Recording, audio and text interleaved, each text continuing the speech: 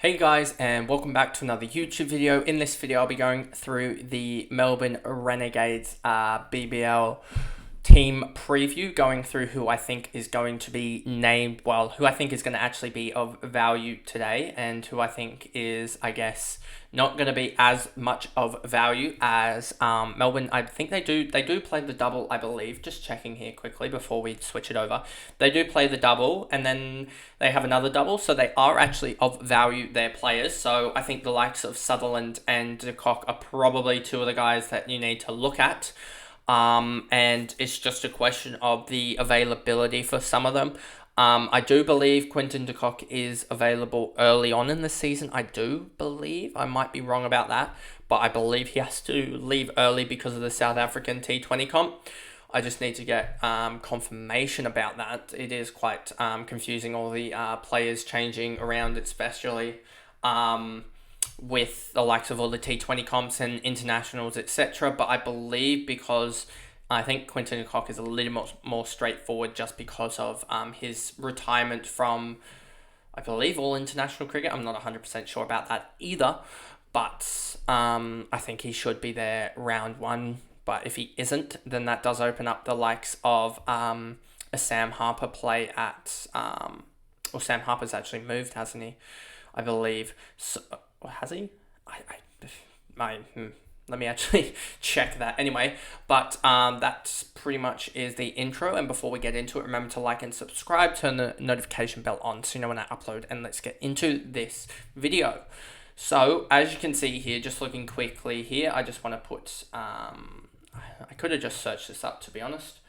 Sam Harper is playing for the Stars at the moment, so that is a different... I forgot which team he switched from, to be honest with you. But so if Quinton de Kock doesn't play, do they have another keeper? They have Joe Clark there, and Joe Clark should be starting, I believe. So that's an interesting one, that Joe Clark has basically switched. Sam Harper and Joe Clark have basically switched. Straight swap for them, basically. And Quinton de Kock should be the keeper to start, and Joe Clark, I'm guessing, be in the outfield. But that'll be an interesting to see what happens there, as they're both pretty decent, and that probably is the opening partnership for the Renegades this year.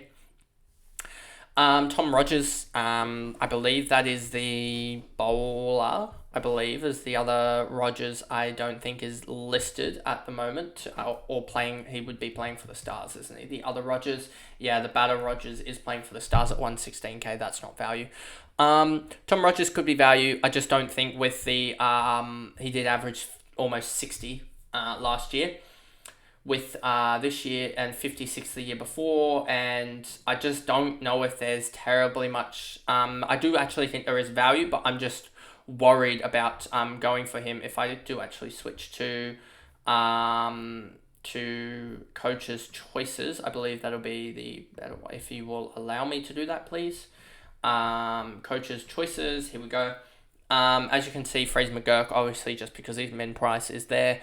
If I sort this now by highest price, it should help. Tom Rogers is a very, very, very big much a pod at the moment, and I understand why he's a pod, but I also think there's a big risk to take with Rogers. But if it does nail it, especially with him playing a double and then a single, and then I believe a double, if we look here quickly, looking at Tom Rogers, their season preview, a double, single, single, single, single. You could hold him and get away with it very, very easily. But I mean, the only problem with Tom Rogers is he doesn't play well against the Sixers, it doesn't look like. And then he's got Perth, so he's got two very strong teams in the opening round, and I don't think he'll play too well against them, to be honest with you. I think it's more of the... And then he's got Perth in both of his doubles, which I just don't think is that valuable. I think you wanted the Brisbane and the Hobart and stuff like that, where he's actually played, and Melbourne Stars, some of those teams in the double, where he's only got Hobart and two Perth games and one Sydney game. So I don't think he's as valuable in the double. When did they play the Stars for the second time? That's an interesting one to figure out. I mean, not the Stars, the Thunder. I can only see one Thunder game here. So that's or do they only play they only play 10 games, don't they, or whatever? So they only play the Thunder once, which is interesting. And I can see here they only play Adelaide once as well as Brisbane once. So they only play, well, there's 7 teams. They play they must play 3 teams twice and 4 teams once. So they play, and they play the Sydney Sixers once in the first round. So there you go. That's the 4 teams, and they play Perth, Melbourne Stars, and Hobart twice. But I just don't think Tommy Rogers is of value at the moment. Well, I see the value. I just don't think with the massive risk that he has. I mean, he's had 2 good seasons, which does show that he's a good player, but didn't play 2020 and played 2019 for a 27 and didn't play 2018. So he's really had 2 years, and I just don't trust a full bowler. I want that security with the bowler and also being a batter. So I'd just rather go with the Tom Curran and potentially trade into a Tommy Rogers who is playing well, rather than have to see Tom Curran and like Sean Abbott pop off and then trade out of Tom Rogers after the Sixers boys have played their double. So I'd just much rather go with the Sixers guys, and then if Tom Rogers is playing well, trade into him for his double, which should be a more valuable double than the first round. Quinton de Kock, I think, is definitely of value as the best keeper option, and I'd much rather him being a batter, as well as given his form in the World Cup. I mean, he is the leading run scorer, I believe, or up there just behind Rachin Ravindra, but he is the leading run scorer of note for the BBL from the World Cup, and I think he is of value being the best keeper. Then you've got Will Sutherland here, and I actually think he doesn't show that he'll do well, but I think he actually will get knocked up the batting order 1 or 2 and have more of a leading spot with the ball. And I think he's just starting to get there with the way he's playing. And 71 at an average of 51 last year. I think those stats are certainly for the couple of years before that are certainly a lot lower, just because he was sort of learning the way he sort of bowls. But I think in the last sort of 18 months, you've seen him definitely improve a lot. And I think that's why he's going to be very, very valuable coming into this year. Averaged 51 last year. And I think him on the double could be really, really good and really, really valuable. I mean, look at him across the line, 11 catches, 2 run-outs. Economy rate bonus there, a little bit of a extras conceded takeaway, but he does have the dot balls across, what is that, is that 13 rounds for him that he played? 13 games or whatever I think that he played or whatnot. He ended up with 74 dot balls, which is around 6 a game, 5.5 a game, which is decent. A maiden over bonus. No wicket bonus, 7 wickets is decent, but then the 200 runs and strike rate bonus of 85. I just think he has all the capabilities just to do a pretty balanced spread across that. And I think that's just going to be a valuable. So I think he is one that certainly should be a little bit higher selected, but at 16%, I'm definitely probably looking at him for one of the batters slots, to be honest with you. Kane Richardson is another one that could be very, very valuable. I mean, I'm pretty sure he's averaged in the 50s, 65 in 2021, 48, 56 the year before that. So he's just got consistency there. Even 2018 when he averaged 74 and 67. So Kane Richardson is definitely one that you can look at in the bowler slots. As we may actually not be looking more at the Brisbane guys. You may only be looking at trying to take 3 Brisbane guys for their triple. But I think definitely Kane Richardson could be of note with his double. And just being 40Ks cheaper than Tommy Rogers and having more backing in terms of more historical consistency, I think he is a lot more valuable, because 40K can get you from like a cheap guy like you wouldn't have Ben McDermott on the field. But also saying that, it allows you to go from like not a Fraser McGurk, trying to think, just like a Swepson up to like a McDermott on the bench or something like that. A lot more cash gen available on the bench, which can help later on in the season and can just give you more guys that are underpriced on the bench, like a McDermott, like a Fraser McGurk is unders, but he's a basement price. Rather than going for those basement rookies and just hoping for some cash gen, you might actually be able to sneak a a 12th or 13th actual player that is playable on the bench.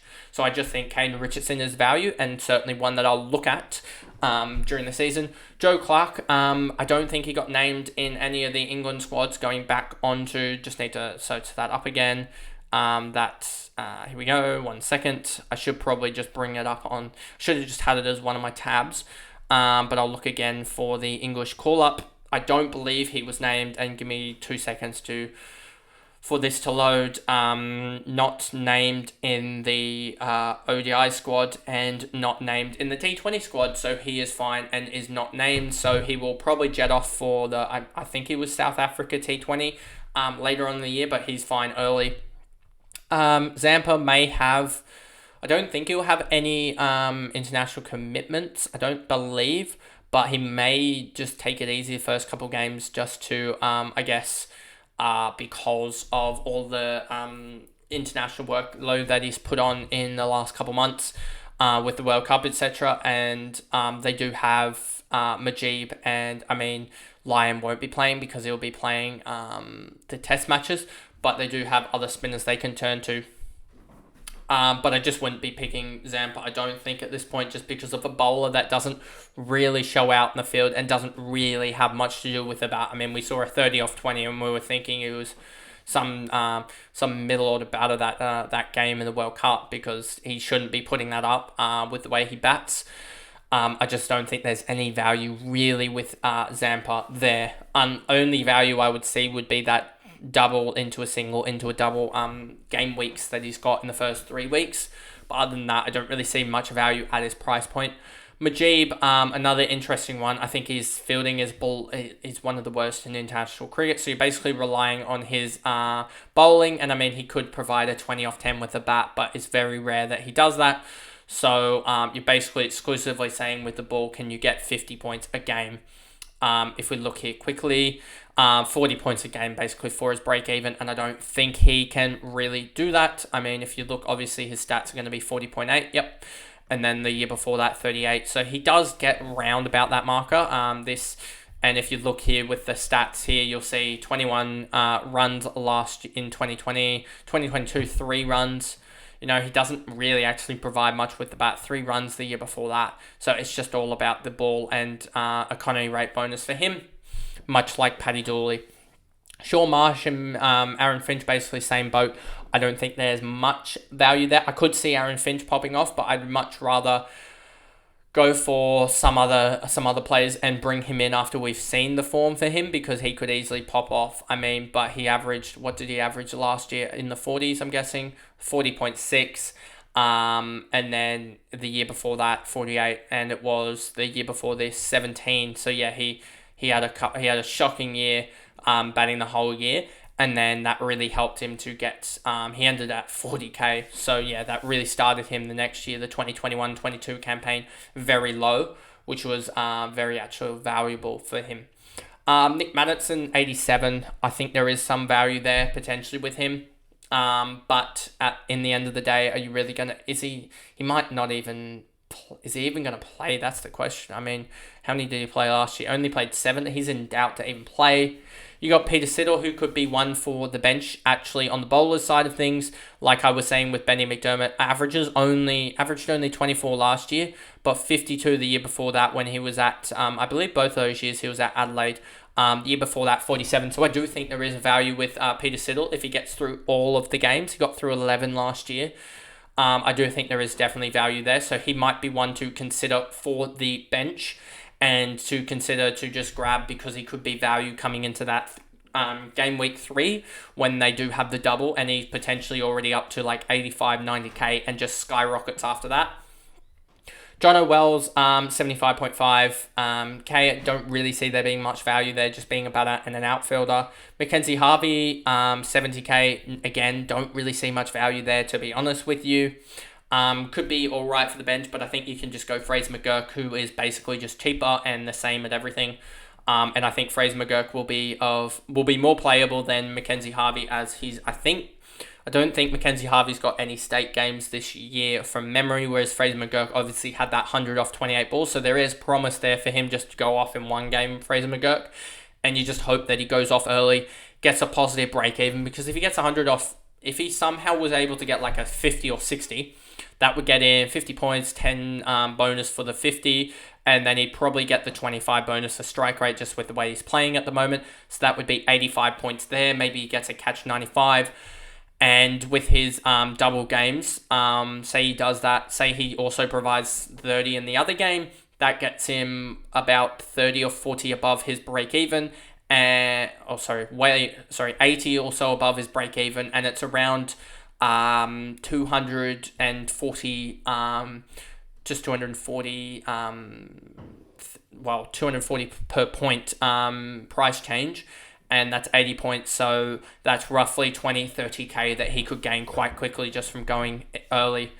Next up, Nathan Lyon, he won't play. And then you got Harry Dixon at 42k, who you could just use as a late on when you've got all your cash gen sorted, just to get that captaincy loophole with the vice captain and the captain. I believe you can do that in